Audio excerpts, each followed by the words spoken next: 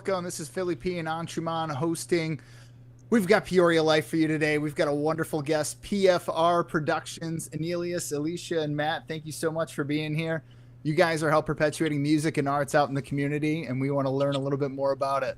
So first, what I do know about you guys, you've got a show coming up June 14th at the Pizza Works, 8 p.m. It's $10. It's going to go to around midnight. There's like, what, 4 or 5 bands that are going to be there that night? Yep, we have 4 bands. It's going to be Engine Huey, Potentia, January, and Painting Miss November. Awesome. What kind of music can people expect? It's mainly punk rock with this one. Painting Miss November is more rock as well. And January is definitely pop punk. Oh, pop punk funk. Wait, like, I don't know. How long have you guys been doing this for? PFR started in January of this year. Oh, okay. So this is pretty new. So how many shows have you guys put on? We've been moving fast. 6. This will be our 7th one. Wow, that's incredible. And have they all been at the Pizza Works? Have you guys been hitting other locations? So we did one at the Whole Shot in East Peoria. And we do plan on going back there. We just haven't quite yet. Just lose somebody. Oh, hello. Anilius, you're up. Oh, there they are. Hi. Hello. I'm so sorry. Oh my god. Well, hello, AJ. Hi. I had to change my insulin pump. I'm so sorry. I'm 10 minutes late. I'm happy to be here though. Thank you so much for being here. No.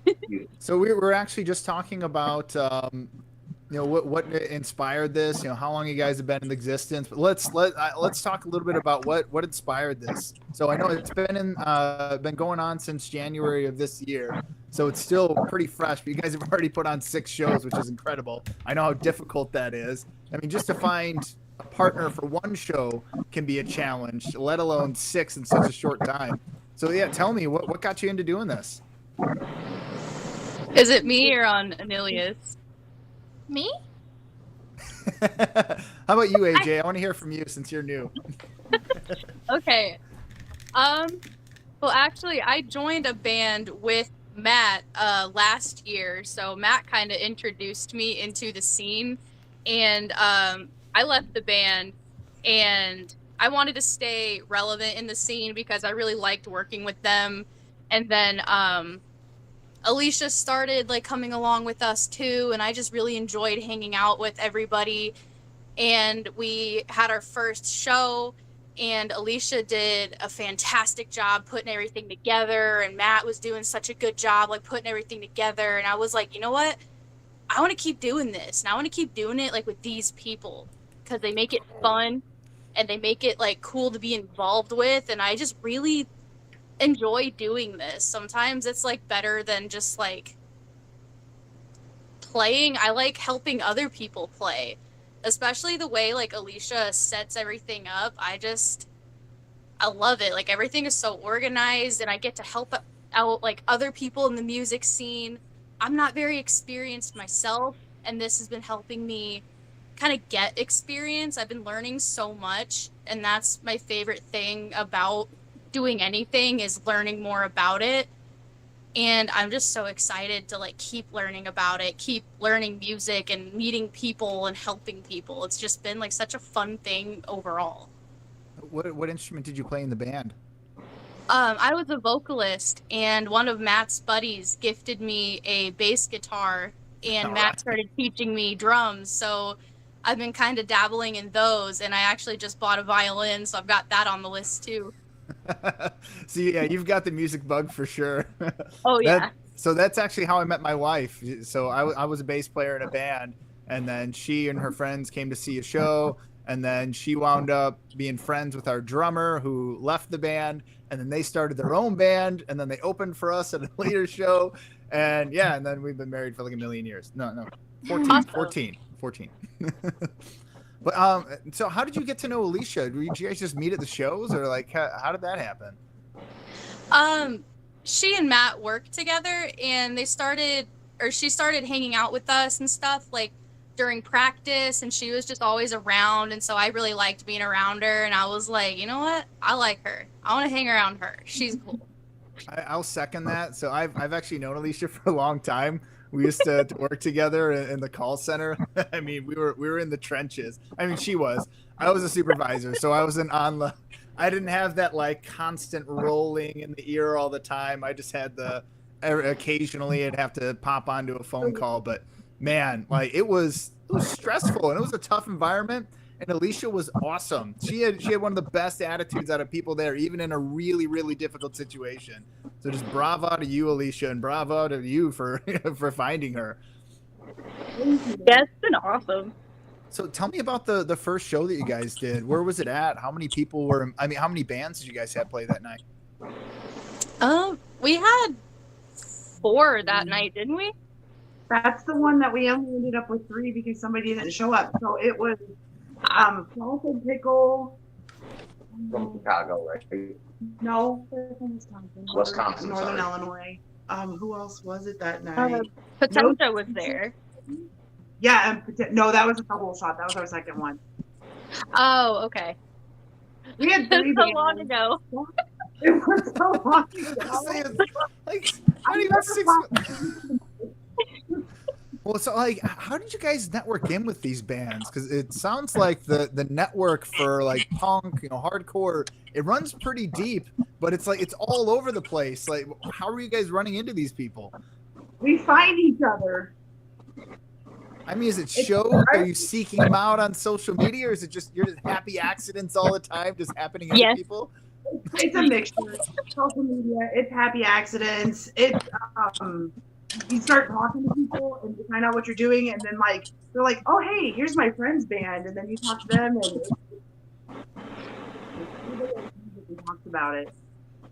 So tell me, what's the, and I'll let anybody in on this one, but I want to know what's the mission for PFR Productions? I think our main like shtick or like our main thing is like support small, because like this whole time we've been promoting like small bands and small artists to kind of help like build them up, because like we've all been small before. We know what it's like to like do something really cool and nobody sees it, and we feel like nobody cares, and I feel like we're the people that care. Especially like Alicia, she does so much. Like she reaches out to people, she schedules them, like she checks up on them, she makes sure they have what they need. I am sharing the hell out of everyone's stuff. Alicia and Matt are sharing the hell out of everyone's stuff. I mean, Alicia even helped me like find bands to join. She was sharing my post even when I wasn't in a band. Like she's really out here like helping everyone out. And I feel like that's what we do best, is like helping smaller people get that recognition that they deserve. That's really cool. I guess, tell me a little bit more about why, because I can't imagine there's a huge amount of money in doing small gigs in in central Illinois. So like where's the motivation come from to put on 6 shows in just a few months that's huge. That's a lot of effort. I would like to see the scene be the way it was in my glory days back in the 90s when it was really happening. I want to bring it back to that. Oh. So I love to see people happy and shocked. Why these things?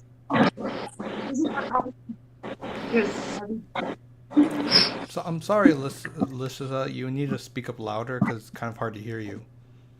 Yeah, it's cutting out a little bit. Yeah, we have this all. With the mic covered up. I don't know, probably. Can you hear us? I can hear you a little better now. Oh, I just realized the shirt I'm wearing. What are you wearing? It says homo stuff. Pride Month. Happy Pride Month. Let's go.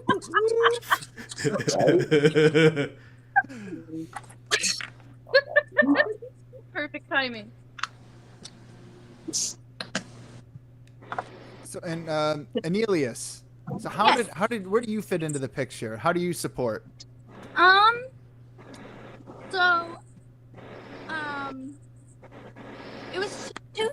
things that have us connected. Alicia asked me to do photography for the PFR shows.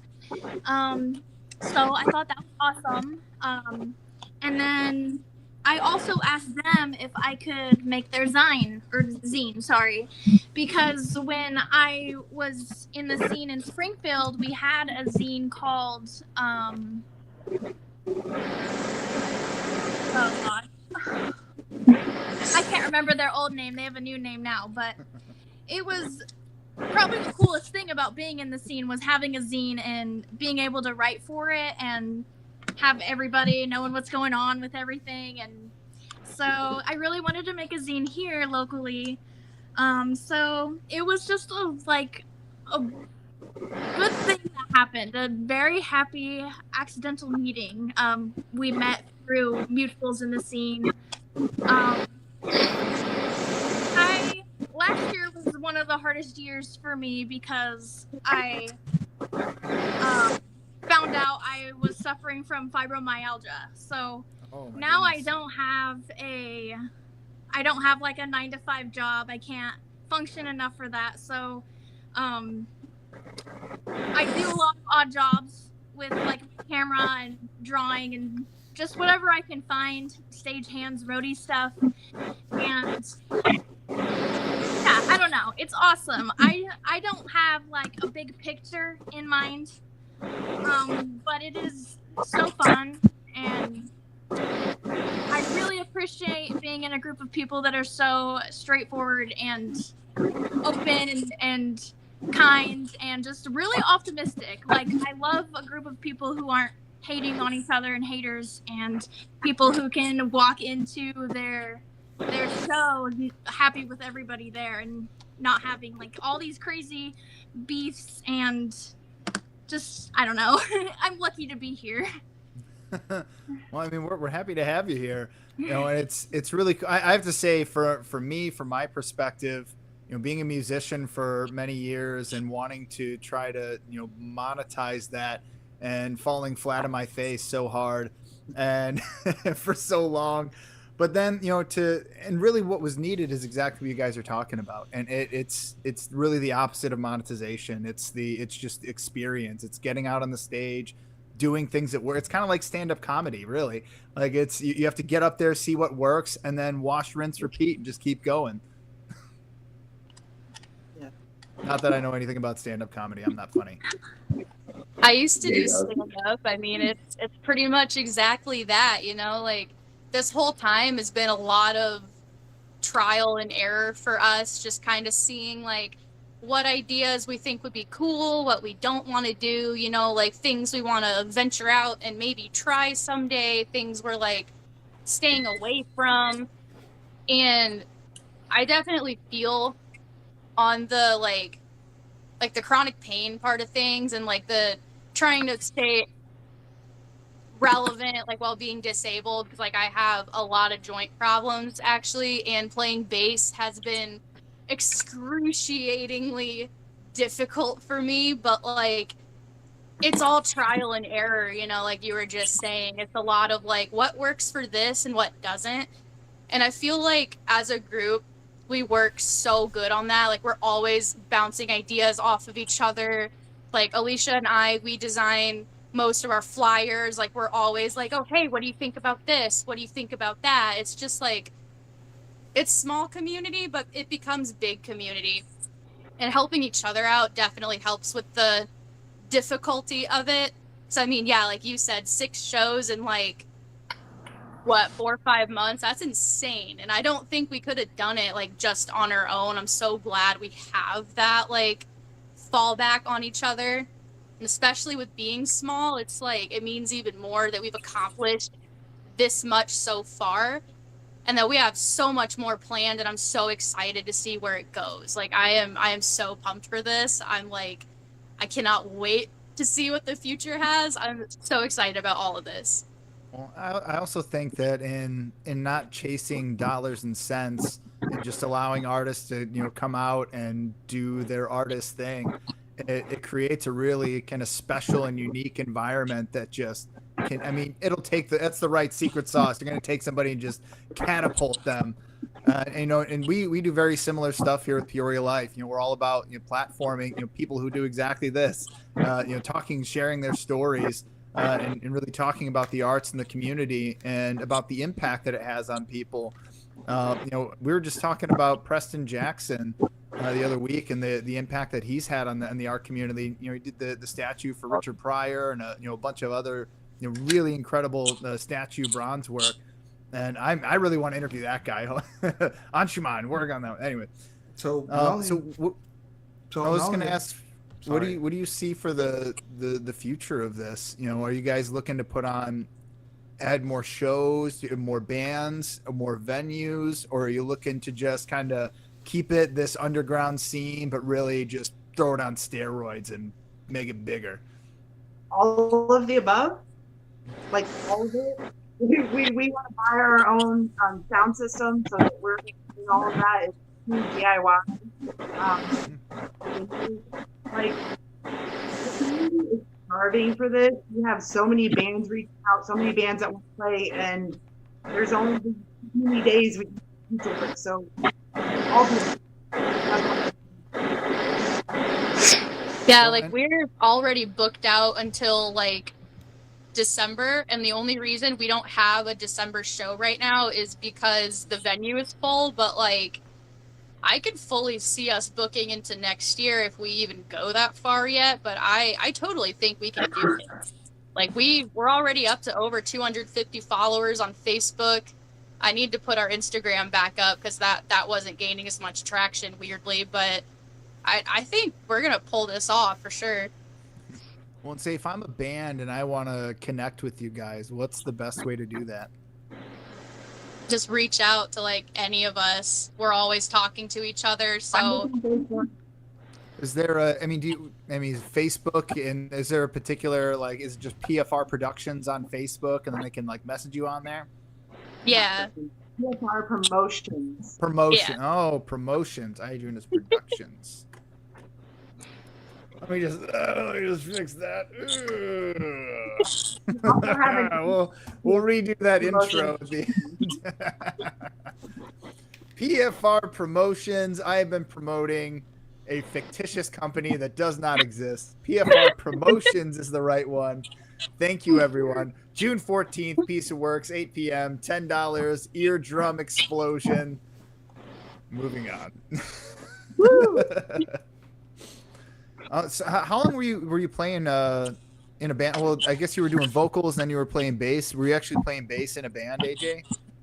I was not. One of my buddies was the bassist. Matt was our drummer, and I was just the vocalist. But with my band now, I'm primarily the bassist and occasional vocalist, but not so much anymore. Yeah, just when they like make you do it. It was the same for me. They kept making me do backup vocals. I'm like, I just really love playing bass. So like having to add that little element just adds this extra level of stress and an otherwise fantastically enjoyable experience. I agreed to do Sugar by System of a Down because it's just like all yelling and energy, and I'm like, I'll do that one. If no one understands what I'm saying, it's fine because I don't either, to be completely honest. Well, yeah, we used to do Tourette's by Nirvana. That was that was one of my favorites to do live. That and Rage Against the Machine. We do Killing in the Name of. Yes. And I always broke something. I broke a drum set. I broke a bass. It was a good time though. Oh, that poor Ibanez. I mean, personally, one of my favorite bands is The Clash because they're very accessible, but they're also very like at the same time hard edge, and like they're also like. Do you know the story behind the London Calling album cover? I know it's based off of one of Elvis's albums with a similar coloring scheme. I mean, the making of that album is such an amazing story. Like, in between takes, like they would play intense soccer games. Not only that, their manager, he'd actually throw furniture or something just to get them into a mood and just to get them playing. Well, the cover of London Calling is Paul Simon smashing his bass on the stage, and everybody thought it was just for being punk rock. It was their first time playing in America, and security guards were forcing these kids to sit in their seats. He just got pissed off and just smashed his bass. And somebody took a photograph of that. That's badass. Yeah, I remember Yeah. Nirvana used to do something similar, but it was because they didn't want to do encores after every show, and because they were doing like I mean, it had elements of punk rock and grunge. It's punk and pop music combined, and so they would play cheap guitars. I mean, not cheap, like Mexican Fender Strat, and then they just destroy them. They just absolutely obliterate the equipment. Nobody can ask for an encore if there's no equipment to play. It's just like Nope. brilliant. It's brilliant. Fender, I love it. So I'm curious, what artists have influenced you guys? I mean, and this doesn't have to just be music, because I know for me, it can kind of cross over. Certain things will speak to me and remind me of pieces of music. So what pieces of speak to you, and like, I guess if I were somebody who was just wanting to get into the scene, where did you start out? Maybe that might be a good place for me to go. I started out with Black Flag, the Circle Jerk, obviously the Ramones, and all that stuff. And I'm also a huge Tom Waits fan, which mixes up a little bit. But yeah, definitely the old punk rock and back brains.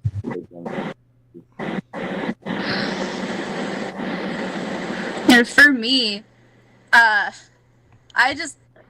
not trying to get political here, but I align with a lot of punk ideologies. Like, people are people. No one's better than anyone else. And I really felt the punk ideology and like their message they were trying to convey. Like, just let me do what I want. I'm just, trying to live my life. So I am too. I relate to that. And I don't think they fully are punk, but I mean, they definitely align with it. But Rage Against the Machine definitely was a huge, like, entryway into that ideology for me. Like, all their songs are just, like, they're powerful and they're angry. They're like, listen to me and what I'm saying. And I've always been a very vocal, I'm a very tangential person, if you haven't heard me yap already. And that's what I like about punk. It's just like, say what's on your mind. It doesn't matter if it makes sense or not. Someone's going to hear you and someone will understand you. And that's kind of what Matt told me with our first band. He was like, if you don't know what to sing, just yell whatever you're thinking. Put your thoughts out there. And I love that punk is like that. It's just like, say what you want, express yourself. I think everyone should be able to, like, identify with that and get behind that. Yeah, there's a lyric of a song. Am I allowed to cuss, or should I mute? Should I be PC about it? What song is it? It's a song by Operation Ivy. It's a song called Good, but there's a line in there. I won't say the word. I'll make fine. it. It says this is no freaking fashion. And I just proved that at 43 years old, getting off of a train and over and found my people. And I hung out with them for 4 hours till so that's how we find ourselves too, So that's one community thing that we're trying to build. So a few other bands I personally admire are Husker Du, Minutemen, The Replacements. Oh, Mike on the bass and Minutemen. Oh God, he's a great bass player. My favorite is Laura Jane Grace. I just have to mention. Well, from Against Me. She used to be in Against Me. Yeah, she's by herself. I also really enjoy well, they're a lot more obscure today, but they were something back during the 80s. Have any of you guys heard of the Gang of Four? Yes. Oh, just I've heard of them, yeah. He's got 3 of their 7 inches. Oh yeah, they're very danceable, but they're also punk. Another good, I also really enjoy the ska punk bands of the 90s and the 2000s, like Sublime, Badfish. Who else is there?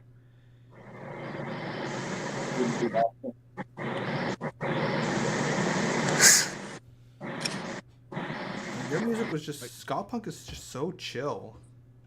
Yeah, I well, love Operate ska punk. got punk. On the punk side. Well, Sad Rat is a local band in their ska. They're out of Bloomington. They're pretty good. Yeah, they're What's amazing. the name of the band? Sad Rat. Yes, Sad Rat mentioned. I'm Sad gonna Rat. write that one down because I go out to Bloomington all the time. Yeah, well, They're gonna be at Pizza Works July 5th. Oh, all right. I can keep it local. that's another one of our shows we're putting on. Oh yeah, is it the same thing? $10, 8 to midnight kind of deal. Yes. Exactly. All right, awesome. Yeah, and I don't have to go to Bloomington. Just hang out So here in that Peoria. one has the Disasters, No Solution, their Peoria band, Sad Rat from Bloomington, and Atkins Victim. They're from up near Chicago. In the suburb of Chicago. They're super punk and super Political. super political. They're amazing. See, I find myself talking politics all the time nowadays. But we're free to talk politics on here. Like I'm totally open to it. Like That's it's part of- whatever's that's part of- whatever's on our mind is on our mind. Because like I think that the punk ideology carries. I mean, I think it's been politicized, but there's kind of like this anti. The way society has been moving, and and really a more individual freedom, but not necessarily at the cost of society. I don't know. I see it as like being punk is this really very smart and articulate balancing act that you have to do. But I find myself aligning more and more with the punk way of life. Well, our country was built on for the people, by the people, but a lot of people don't realize that. But a lot of the punk rock community realizes that this is our country, not one person sitting up on a throne. Yeah, giving away our tax dollars and keeping us in perpetual poverty, essentially finding a way, keeping us in debt and using that debt to enslave us. It's fantastic. But we have freedom. Yay. Sorry, I'll get off my high horse there. But it's important, especially now. The punk ideology is something that I think people really resonate with, and in this time, it's something that's really needed. Something that can go against the grain. I just don't see it very much anymore. And like punk rock has been consistently good at that. I mean, like outrageously good at going against the grain in all the right ways.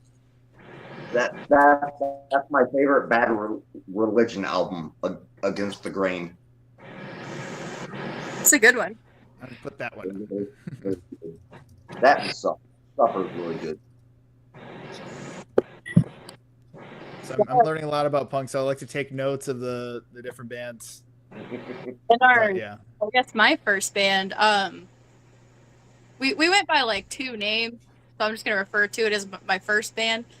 But a lot of my songs were influenced politically. I tried to make it kind of like political undertones. Like if you're smart enough to read into it, you'll kind of get the gist of what I'm talking about. I wanted it to be like enjoyable, but also have a message behind it. But like now when I write, I'm just like, I'm less smart about it. I'm just like, this is what I'm saying. Like, it's in your face. If you don't understand it, then like, where are your brain cells? You've got two of them and they're fighting for third place. I love that punk is like that. It's like, this is what the F I'm saying. This is how the F I'm gonna say it. Like, if you don't like it, you can F off with it. Like, I just love that.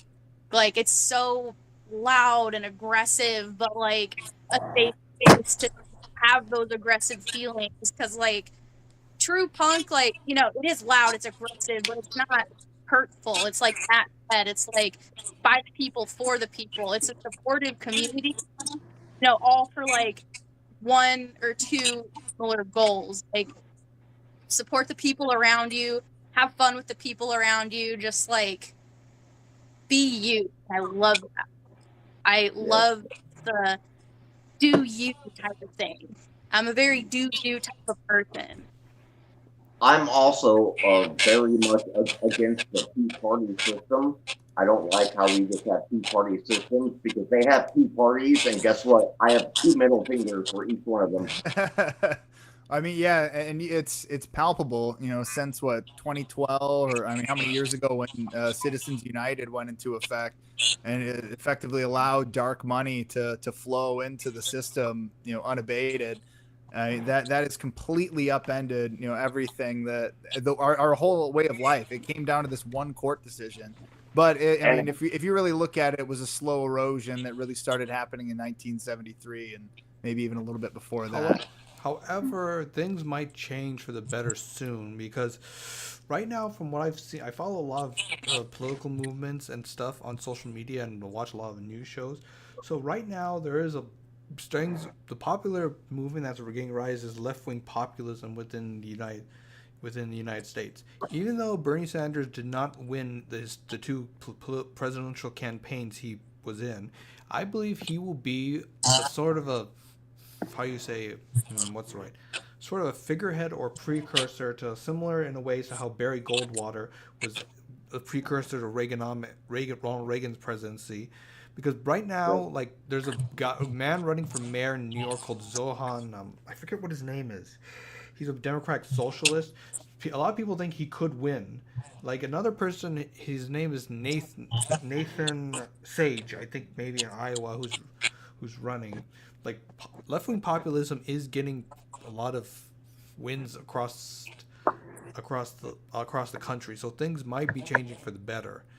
Well, I just want. Did anybody see the video of? I'm on the other end of that conversation. I see things as kind of going a slow roll the other direction, but I'm also seeing some people wake up. There was a video that was on TikTok earlier today that was a community coming together and just shaming the shit out of ICE. Excuse my language. They literally just yelled shame, shame, and there was the whole group, the whole community came out. They were pushing them back. They held the line. It was incredible. It was like this is exactly what needs to happen. If ICE is in your community, people need to be banding together to kick them the F out. They don't deserve to be there. If they're gonna somebody wearing a mask over their face, parading around, pretending to be a federal law enforcement officer, get the hell out of here. Melt ice, melt it into the. So I mean, I actually wanted to bring up, because I remember after 9/11 happened, they banned Rage Against the Machine. You couldn't listen to Metallica, and a bunch of Green Day, a bunch of other, actually maybe. For how long? How did that happen? It was months. It was months. Also, they weren't allowed to be Oh played. my gosh. There was They're also blacklisted. like certain songs that had kind of like, how do I describe this? Anti-Muslim sentiment were also banned. Like, one example, and this is a very obscure song, "Killing an Arab" by The Cure. Even though the song was based off a book by French philosopher, he was not a philosopher. He did not like being labeled philosopher. He was a French intellectual named Albert Camus. It was based off a book of his called The Stranger. Yeah, what I'm thinking might happen, is what if they do it again? What if they ban certain kinds of music? What if you can't play punk music anymore, or Rage Against the Machine when you go out? And like that, for me, is why it's just so fantastically important that people get their art out there now. Like, get your roots in, get your network established, because it's only going to get way harder when that time comes. Yeah, I've been thinking. Oh, sorry. No, all I said was they're gonna have to stop us. Like, they're literally gonna have to stop us. Yeah. The more of us that participate, the harder it will be, and it's just like pulling the sheet off. Let people see what's underneath. So I can't remember the names about this story, but it was like a headline in Russia, like years ago, of this all-girl punk group in Russia, like protesting Putin by like performing a punk song, and then they went to like jail. Brave. Oh, I know who you're talking about. I know about the story you're talking about. It was, I was like, So, but I'm afraid of that happening to us, because like if they're just arresting like college kids off the street, not even like arresting, but being like identified and just stealing people, like stealing people off the street. It's like, Well, and Yeah. they've put an additional $50 billion in this bill, and they're going to add 20,000 National Guard troops to the states to continue to expand this program within ICE. What was I going to say? I forgot my other thought. I don't know if this was like relevant to it or not. I just think this is a kind of weird random detail. But about a month ago, on Spotify, one of I think it was Toxicity, the System of a Down album, it was like unavailable on Spotify. Like every time I tried to play it, specifically Toxicity or like Prison Song, it would say like, oh, this isn't available in your country. And I'm like, What? huh. Weird that those two songs aren't available in my country. That's And terrible. today on TikTok, actually, this man's video is going viral. It's a video of a man saying like America is on its way to becoming a dictatorship. And as soon as I went to like repost or like share the video on my own feed, it was like, oh, are you sure? You might want to be sure before you share this video. You might want to like be sure that this is true information. And so I was like, huh, that's weird. I tried to save the video and it said like, oh, are you sure you want to save this video? And so I went to data markers. Yeah. And I went to just send it to my husband just to see what would happen. And then it gave me a warning that said like, you can only share this video to one person at a time. You can't like. I've heard of that. Yeah. I didn't know you had a husband. I didn't have to do that, but no one has to know that. No one has to know that. Well, I'm not sure if anybody's aware of what just happened with Palantir. So they've been there. I don't know if it was an executive order or if it was included in the congressional bill, but they are being asked to build a federal database, online database of all of our private information, all of our data across every platform that we use. I'm surprised we And- don't already have that. Oh no. They do kinda, but it's not as vast, and everything is siloed, and it's all like statewide programs. Like right now, like they're beginning to access local police department, or like access like the camera systems for like IDOT through local police departments, so they can track license plates. So you've got location tracking, you've got your phones, and if you have any of those apps on there, like TikTok, I've never downloaded, and I will not download because it's a malware program. It captures all of your keystrokes. So if you're typing in your username and password for your bank account and into the app, like it knows that you're in that app, and it knows your password and your information now. So like and then they also take your face data and they put it into their AI database. And then they do face markings. If you go to like in China, the CCP there, they do face markings. They have AI in all of their buildings, and they track where you go. Like that's exactly where we're headed. And I thought it was super weird that they were making a whole thing about TikTok getting banned, and then they repealed it twice. And the first time they unbanned TikTok, when you got on the app, about 24 hours later, a notification popped up saying like, oh, thanks to our efforts with President Donald Trump. I was like, a teensy minute bit of propaganda, just the saltiest crumb of propaganda here. And ever since then, I've been very careful about like what I post. I mainly post like base videos or like my base progress, but other than that, I'm like, this is weird. This is weird. Yeah. They also gutted TikTok, like that short period where it was banned. They like updated it and like censored everything, and they built all these like walls to keep us from seeing content outside of the country. Like I don't even see these global protests. Like I collect all these global protest videos to prove that they happened because they'll be gone like overnight. Yep, exactly. They control a whole lot, but The other thing is that it's a data harvesting application. It's meant to addict you to it, to use it as much as possible, and then use the authority that it has within your phone to just harvest, mine data. Like that's all that it does. And if you download that app, you've got a profile on you now. And then eventually, not right now, but eventually it's going to be used against us. I mean, I hope not, but it's, very likely looking that way at this point. Let it happen. And did you see what they did in the Lilo and Stitch movie? Oh my god. Not Lilo. What do they do? What's the older sister's name? Nani? Nani, yeah. Nani, the older sister, she gave up Lilo to CPS so that she could go to college.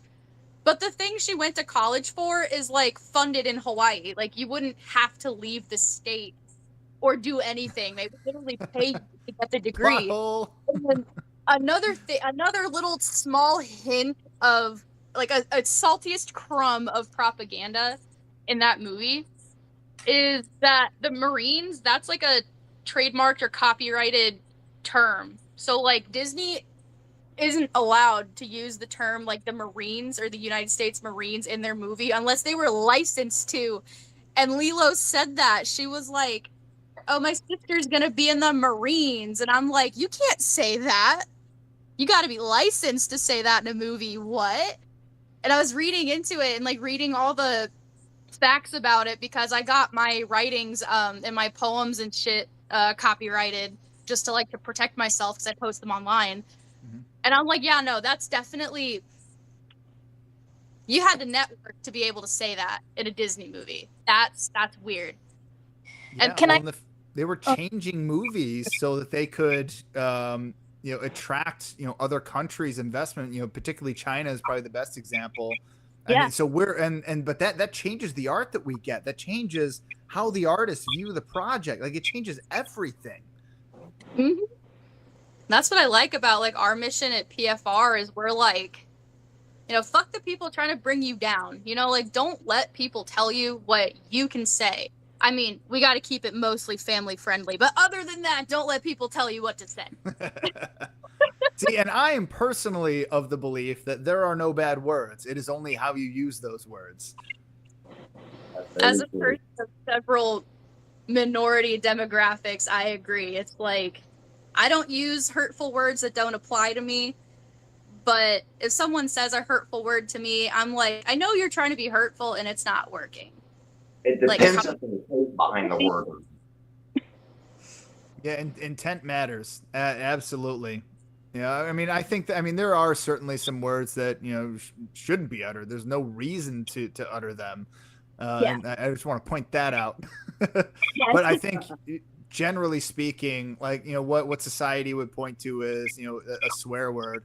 I point to is its emphasis. It's a way why is it okay for, adults, but a 16-year-old in school can't say it? Are you kidding me? We'll let them drive around in a car, the thing that is most likely to kill them, but they can't say the F word.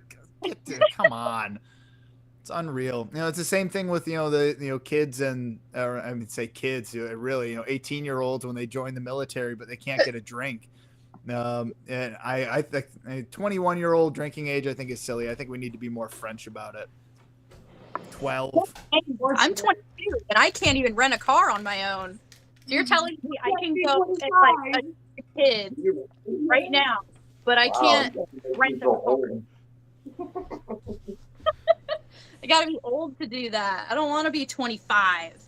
I want to be 25. Oh, so yeah, 25 is great. It's the other side of 25. It gets a little rough. No, I'll take 25. Take me back there, please.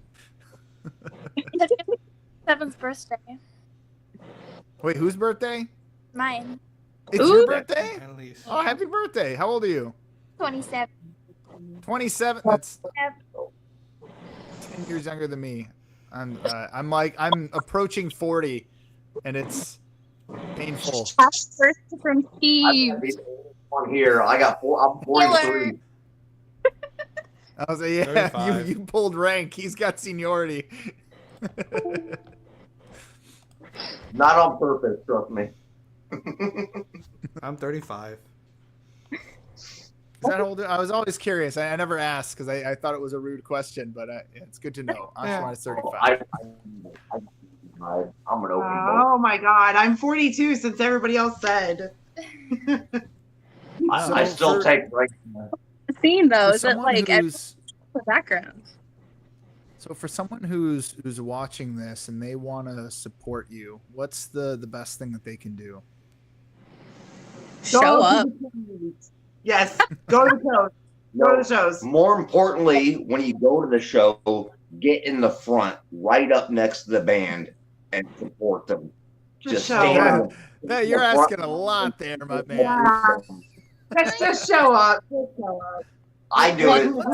Once you get like 10 people up in that front, then it just like kind of fills in. But until you get those 10 people, it is just brutal. Alicia and I I drag people up. People, I do. I drag people to the front. I'm usually number one by myself. Yeah, I I would have drag been people. clapping on stage for you doing that. That's fantastic. Also, sorry to, No solution. The first time they played for us, I was sitting right up underneath the bar top, like right next to that giant speaker, just because I was trying to get some cool photos. And they mentioned it at the end of their set. They were like, I don't know, this chick sitting right in front, but we appreciate you. So every single other time they played for us, I sat right dead center in front of the stage. I'm like, hello, I love you. Yeah, AJ, on that note, the disasters are super jealous. They want you to be up there for them too. I will every show. I will be right up there. Well, and I'll be Matt, I right wanted to there know, with Matt, you've been playing drums. How long have you been playing drums for? you. Drums.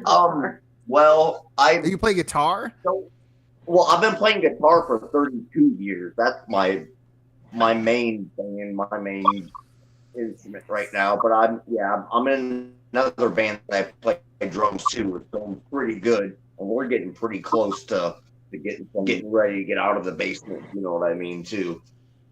I know exactly what you mean. Get through that rehearsal time.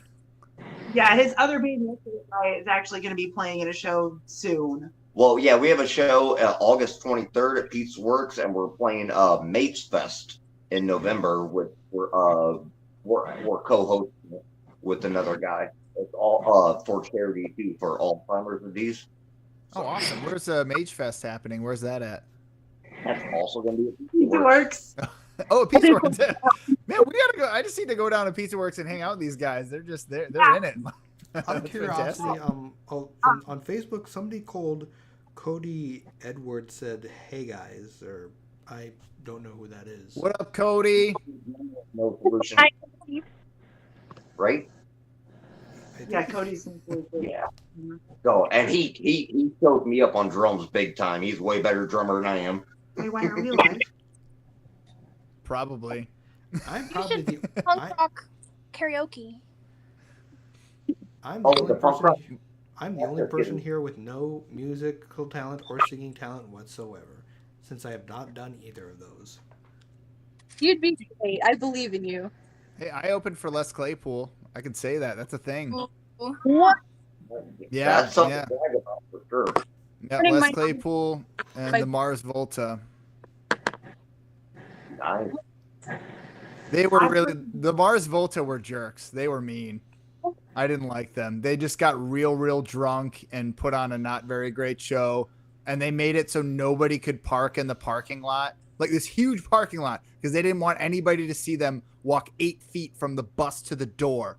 Like they were ridiculous, like absolutely ridiculous. How long ago was this? Play with Bloody That Mess and stuff back in the 90s. That was probably 2009, 2008, something like that. I wonder if this was that.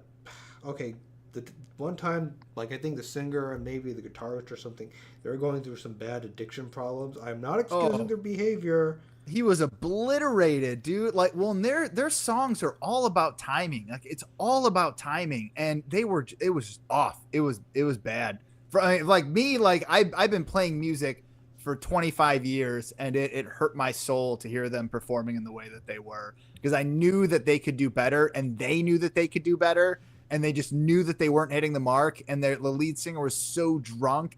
he was slurring all of the words in Spanish together. Like it was rough to watch.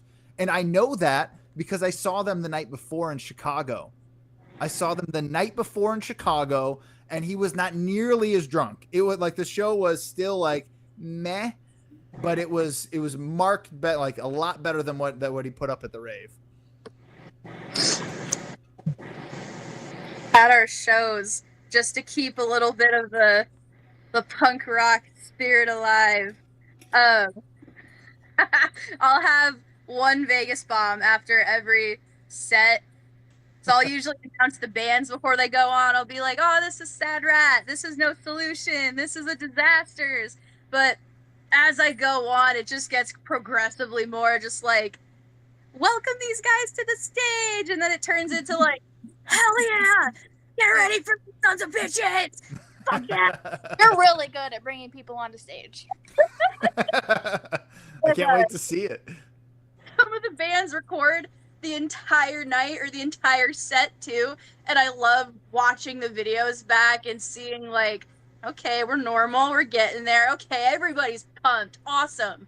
I'll like gauge it, like, okay, how many Vegas bombs do I need for this crowd tonight? Yeah, I just hit up one of my old bandmates like last week, and I was like, hey man, do you remember that show we played up at Clearwater? It was this set. And he's like, yeah, I remember that show. I'm like, do you have the recording for that? Because back then, like they recorded all the shows because, we were going to ask them anyways. So they would give us a CD after the show of the recording. And he was like, yeah, I got it. So I'm like, yes, I've got the show from like 16 years ago.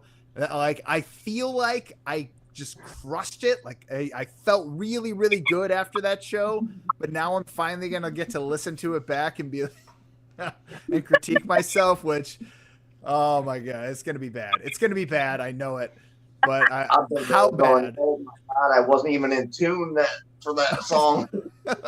Well, I was using I had my Warwick, but I was using a completely different rig back then. Oh, I wanted to ask you, what's your main piece that you play? What's your main guitar? Me? Yeah. I have Frankensteins. Me too. I have a lot of guitars. I bought a lot of broken guitars just so I can swap parts out. And I always put good electronics in it. So my main one is probably, you would call it a Telecaster body, but it's got a Stratocaster neck on it. That's my go-to guitar. Have you ever heard of bootstrap pickups? I use all my guitars. What's I'm a that? big fan. Bootstrap? You know them? Oh no, I don't. I use Seymour Duncan's. That's my go-to. Hell yeah. Oh, so wait, I actually use Seymour Duncan for a long time, but then my buddy we do a lot of just guitar work, and it's just one of his hobbies that he does. And he turned me on to these guys. It's like some brothers or something working out of a garage in Ohio.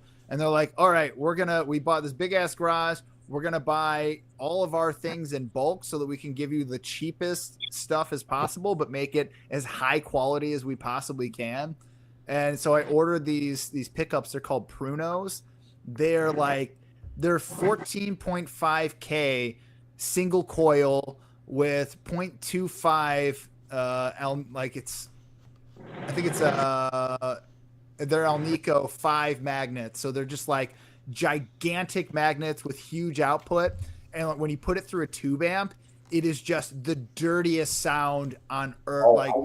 I can rip I rip the crazy. It's like the Invader on steroids, man. Like I can create the craziest punk tones, and I love it. So my Seymour Duncan and my favorite guitar is actually one of those like slimline. It's a humbucker, but it fits into a single coil, and it's the hot stack. Yeah, I love it.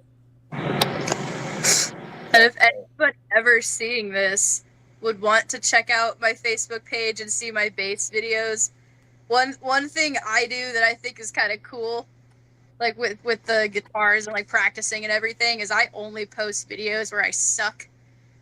I don't like posting videos where I get things right. So I feel proud of myself for fucking up almost. I'm like, yeah, these strings are out of tune and I'm totally not positioning my hand right, but like watch me fuck up so you can learn from it. Like people have even come to me being like, actually the way you fucked this up kind of helped me play my part correctly, so thank you for that. And I'm like, hell yes, I'm so glad that like guitarists and like people of other instruments are like, hell yeah, your fuck up saved me. And I'm like, yeah, that's cool. I'm gonna keep doing that. Hey, So I don't know how that works, but I love that like me messing up and not doing things right is helping other people with theirs. I think that is so cool.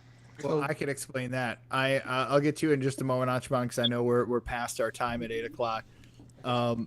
But I'm a perfectionist, so like when I'm sitting and playing, like I want the best.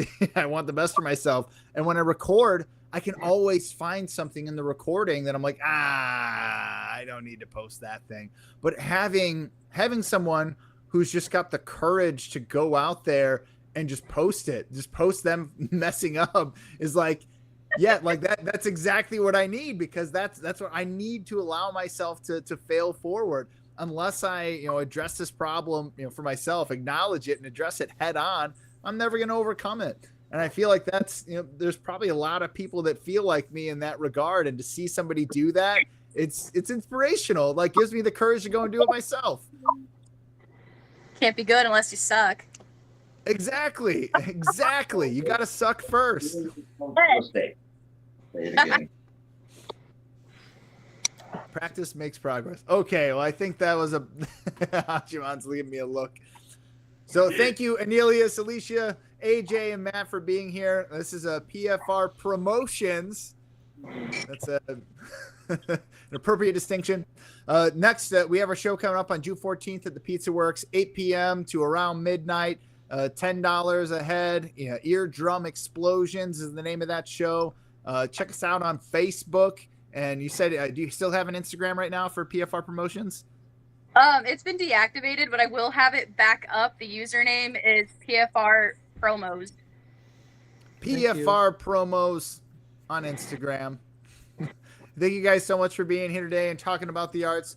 Please come back anytime. Let us know how we can help.